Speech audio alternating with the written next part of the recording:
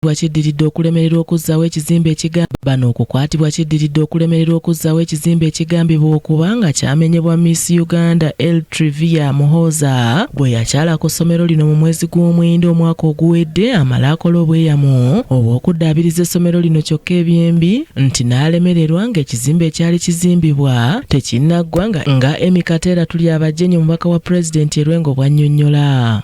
Ne baleeta obayita Miss Uganda tutamanyi tumulabangako tiyayita ku district teyayita mu office eno naye n'agenda n'akolagana naki n'abantu bano tiyasayininga nabo endagaano yonna naddirira essomero lya gavumenti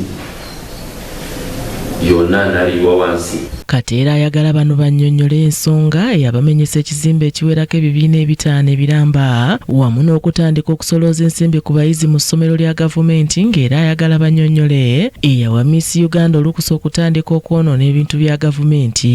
Ayingira atya mu ssomero n'atandika kusolooza ssente nga wooli mwe mumanyi Miss Uganda oyo omwogera tetumulabangako nga gavumenti mwe mumanyi ebintu ebimwamenyawo mwabitwala and you are going to be answerable now.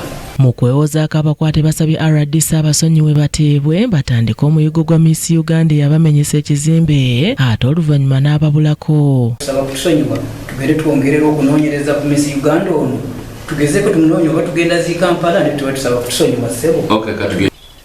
Oyo mukyala Miss Uganda ne bw'omusala essaawa eno sikoze eki simumanyi. Wabula RDC banaaganye okubaddiramu era bw'atyo n'alagira abasirikale okuva ku poliisi embiriizi okubakwata. Katugende. Poliisi egenda kukola investigation gwe mulimo gwa poliisi. Wanaasaahu Muhwezi awulikise ng'alumiriza omukulu w'essomero Inidias Ngwira okubeera nga yamanya ebikwata ku Miss Uganda era nti ye yamuleeta kale nti nga yasaana okuvunaanibwa. Mu office bakwataganye ne office y'essomero ba headmaster oba deputy oba ki bakoze mu speed kati wenzi okubuuza afutawaliza naye kyekyagenza maaso batwadde ekizimbe akati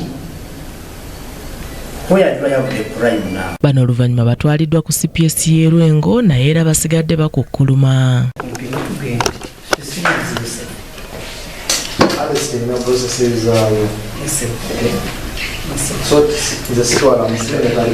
Tugezezaako okubuuza omukulu w'essomero okutubuulira enkolagana gy'alina ne Nnalulungi wa Uganda wabula nga tanyega kigambo kyonna. Oyo Miss Uganda aleese obuzibu ajja atya ku ssomero who invited her? Abantu bagamba gwe omumanyi gwe wabategeezako ku nsonga ze.